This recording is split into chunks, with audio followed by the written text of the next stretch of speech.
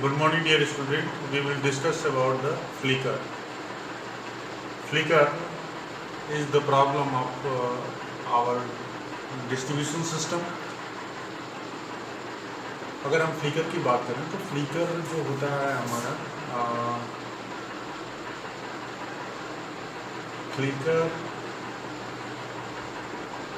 is a low frequency phenomena in which the magnitude of the voltage and frequency changes at such a rate as to be predictable to the human eyes. That means कि flicker is the phenomena in which the magnitude of voltage and frequency changes such a rate which predicted by human eye. That means कि अगर हम बात करते हैं voltage या frequency के magnitude की अगर बात करते हैं तो इसके अंदर जो है इस तरह का चेंजेज होगा जिसको जो है हम ह्यूमन आंखों के थ्रू जो है हम इसको प्रिडिक्ट कर सकते हैं या देख सकते हैं या फील कर सकते हैं. That concept is known as flicker. Flicker is the also subjective terms depending on the sensitive of the observer. Light flicker may or may not be perceived. For small voltage changes that occur infrequently, flicker is not a serious concern, but certain can be source of the major annoyance. Typical flicker caused when the load that required large current during startup is initially energized. जो हमारा flicker किसी भी system या distribution system के अंदर generate होने का पहला रीजन जो है जब कभी जो है हम ऐसे लोड जो लार्ज करंट जिसमें लार्ज करंट रिक्वायरमेंट होता है ड्यूरिंग स्टार्टअप या इनिशियल जब हम इसको एनर्जाइज्ड करते हैं उस केस में जो है अगर इस तरह का रिक्वायरमेंट होता है तो हमारे सिस्टम के अंदर डिस्ट्रीब्यूशन सिस्टम के अंदर जो है फ्लिकर जनरेट होते हैं. तो फ्लिकर जनरेट होने का रीजन जो है ये है जब हेवी लोड को जो हम डिस्ट्रीब्यूशन सिस्टम से कनेक्ट करते हैं. हेवी लोड जो है लार्ज करंट रिक्वायर्ड मतलब हेवी लोड को जो है लार्ज करंट रिक्वायर्ड होता है during initial stage. That's why flicker में be generated. This is not so dangerous for our distribution system.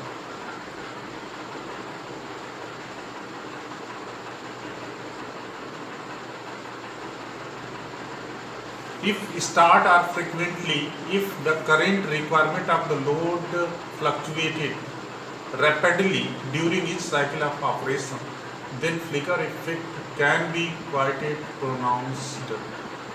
इसका मतलब ये है कि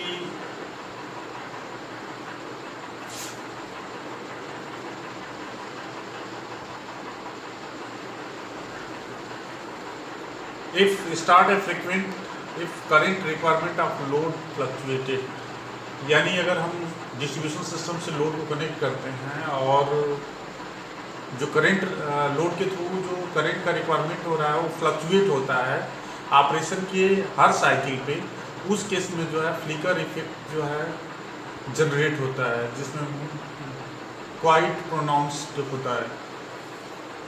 next example load that could cause the light flicker are elevator, arc furnaces, arc welders. अगर हम load की बात करें किस तरह के लोड जो हैं वो रिस्पॉन्सिबल होते हैं फ्लिकर जनरेट करने के लिए, तो सबसे पहला जो है इंडस्ट्री या रेजिडेंशियल एरिया के अंदर जो हम जो एलिवेटर यूज करते हैं.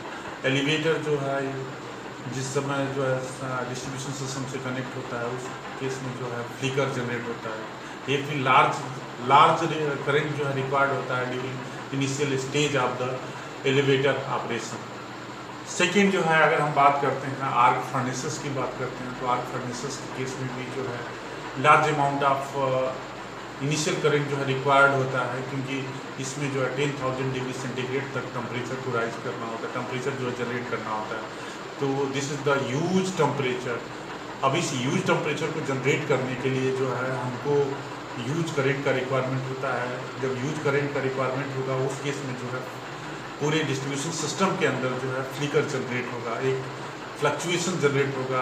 करंट वोल्टेज के एम्पलीट्यूड में और फ्रीक्वेंसी के एम्पलीट्यूड में जो है सडनली चेंजेस हम फील करते हैं, that is known as flicker. Last case is arc welding. Arc welding के केस में भी जो है डायरेक्टली हम जो है शॉर्ट सर्किट करते हैं, जिसकी वजह से large amount of current required होता है। रिक्वायर्ड होने की वजह से जो है फ्लिकर जनरेट होता है। तो these are the basic load which is responsible for the generation of flicker in our distribution system. Flicker can be expressed as, flicker को अगर मेजर करना है तो उस केस में जो है 100 into V max minus V minimum divide by V nominal. अब where V max and V minimum represent the change in voltage over the nominal voltage V norm. For example, if the voltage in a circuit rated at 120 volt normally changes from 120 to 115 volt, the flicker is given by FV equal to 100 into 120 minus 150 into 120 equal to 5.83%. In the early stage of development of AC power, light flicker was a serious problem. Power generation and distribution system were not stiff enough to absorb large fluctuating current. The flicker problem were not, for the most part, eliminated until large generating station came into service. Light flicker due to arc furnaces require extra mention. Arc furnaces commonly found in industrial town typically use scrap metal as the starting point. An arc is struck in a metal by applying voltage to the batch from specially constructed furnaces transformer. Figure shows voltage at a lighting panel supplying a multi-unit residence. The graph, हम थोड़ा सा graph से कर लेते हैं। अब यहाँ पे हमने जो है ग्राफ दिखाया हुआ है जिसमें एलिवेटर लगा हुआ है। एलिवेटर को जो है हम ऑपरेट करते हैं, तो जैसे जैसे हम एलिवेटर को हम ऑपरेट कर रहे हैं उस केस में जो है हमारा वोल्टेज जो चेंजेस हो रहा है। इनिशियली जो है जैसे ही हम एलिवेटर को स्टार्ट किया या उसको ऑन किया, उस केस में जो है वोल्टेज हमारा 120 वोल्ट से डिक्रीज होकर के जो है अराउंड 118 वोल्ट से बिलो जो है डिक्रीज हो रहा है। लेकिन मिनिमम टाइम पीरियड के बाद जो है अगेन 120 वोल्ट पे आ रहा है। इस तरह से सिमिलरली अगर 17 सेकेंड पे चेक करते हैं तो सिमिलरली यहाँ पे फिर से हम एलिवेटर को ऑन करते हैं। जैसे एलिवेटर को ऑन करेंगे वहाँ पे फिर से वोल्टेज हमारा डिप होगा और ये जो है 118 वोल्ट तक जो है डिक्रीज हो रहा है। सिमिलरली ये जो है साइकिल रिपीट होते जा रही है सर्टेन टाइम पीरियड के लिए। जिस तरह से जो हम एलिवेटर को ऑपरेट कर रहे हैं सिमिलरली जो है वोल्टेज का जो है वोल्टेज जो है डिक्रीज हो रहा है। These are the example of elevator operation in residential multi unit complex. Rate of volt change causes predictable light flicker. Light flicker के थ्रू जो है हम चेक कर सकते हैं कि हमारा जो है एलिवेटर के operation.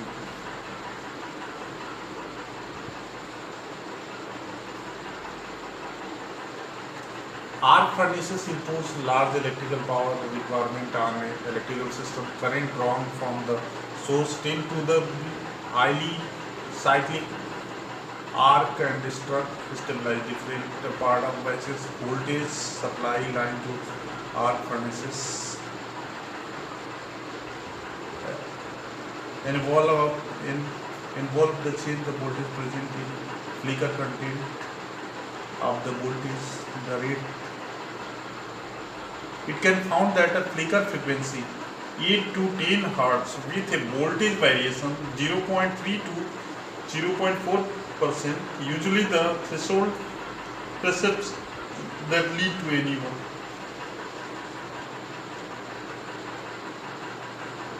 Thank you very much.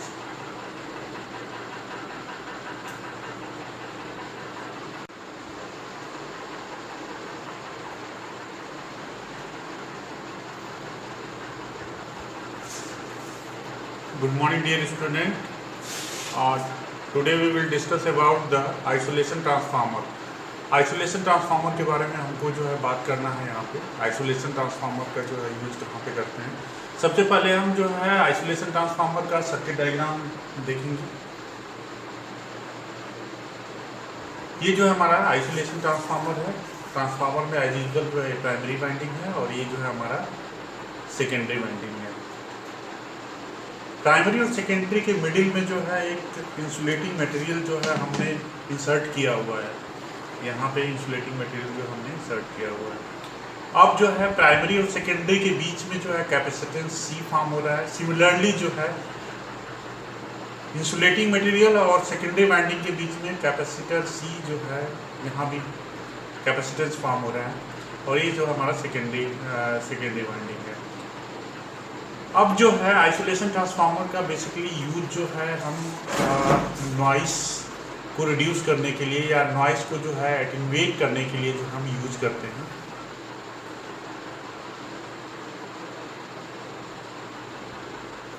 अभी मैंने बताया था कि आइसोलेशन ट्रांसफार्मर है primary and secondary winding which is separated by isolating medium.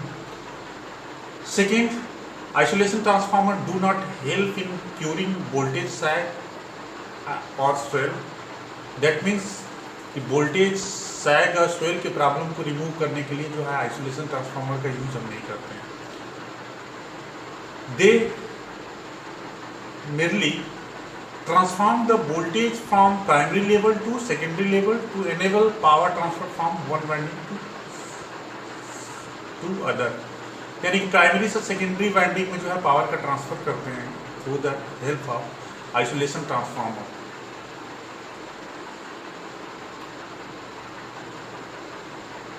If problem is due to common mode noise, isolation transformer help to minimize noise coupling.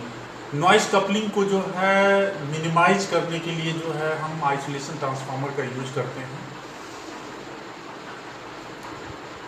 And shielded isolation transformer can help to greater degree.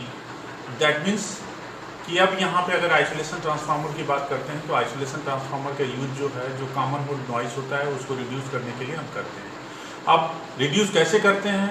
Normal जितने भी transformer होते हैं हमारे पास उसमें primary और secondary winding के बीच में जो है आइसोलेशन नहीं होता है। आइसोलेशन नहीं होने की वजह से जो है जो प्राइमरी वाइंडिंग के अंदर जो कॉमन मोड नॉइस है, नॉइस मींस कि noise present in line to ground and neutral to ground के अंदर जो प्रेजेंट है, सिमिलरली जो है सेकेंडरी वाइंडिंग के अंदर भी जो है प्रेजेंट हो जाती है अगर हम जो है बीच में आइसोलेटिंग मटेरियल यूज नहीं करते हैं। तो अब यहाँ पे आइसोलेटिंग मटेरियल यूज करने की वजह से प्राइमरी का नॉइस जो प्राइमरी के अंदर जो है जो लाइन टू ग्राउंड नॉइस है और न्यूट्रल टू ग्राउंड नॉइस है तो ट्रांसवर्स मोड नॉइस में कन्वर्ट होता है और कन्वर्ट हो जाता है, जिसकी वजह से इजीली हम इसको रिमूव कर लेते हैं थ्रू द आइसोलेशन ट्रांसफार्मर।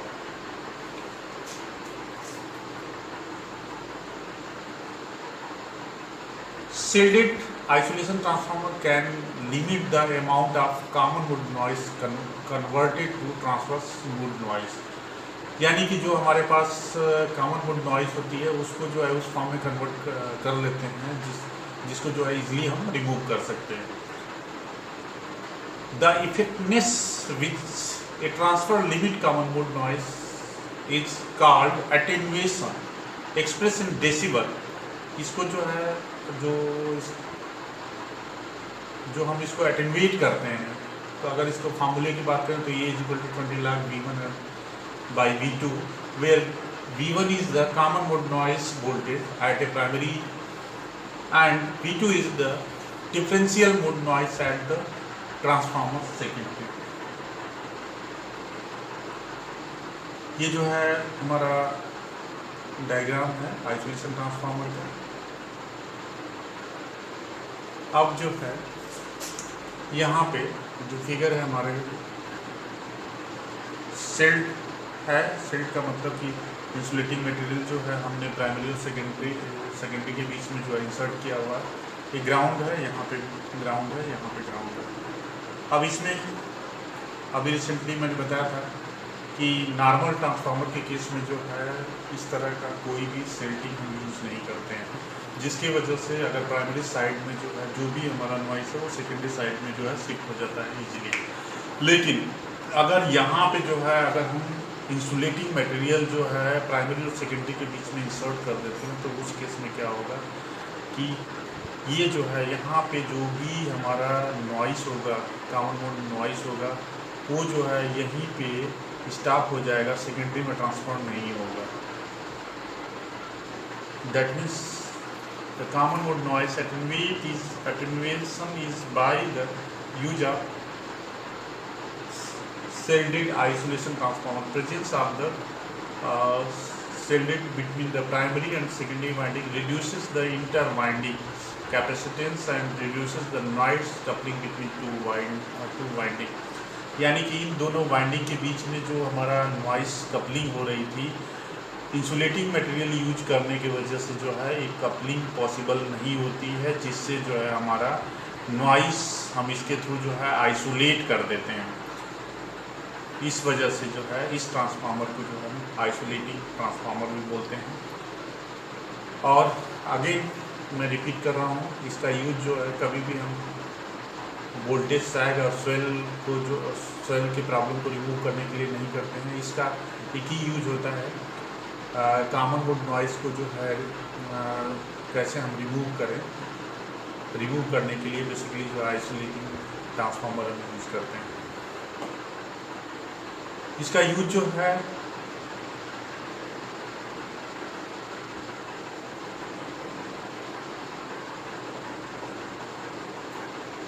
अगर जो है आइसोलेटिंग ट्रांसफार्मर अगर यूज करके नॉइस को अगर रिमूव नहीं करते हैं, उस केस में जो है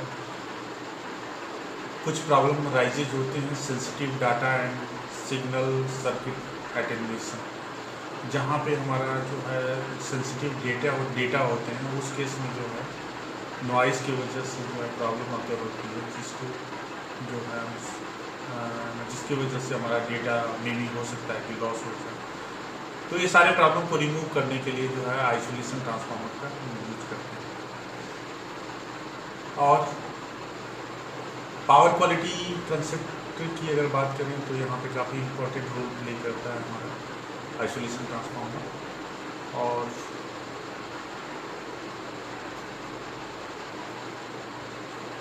थैंक यू।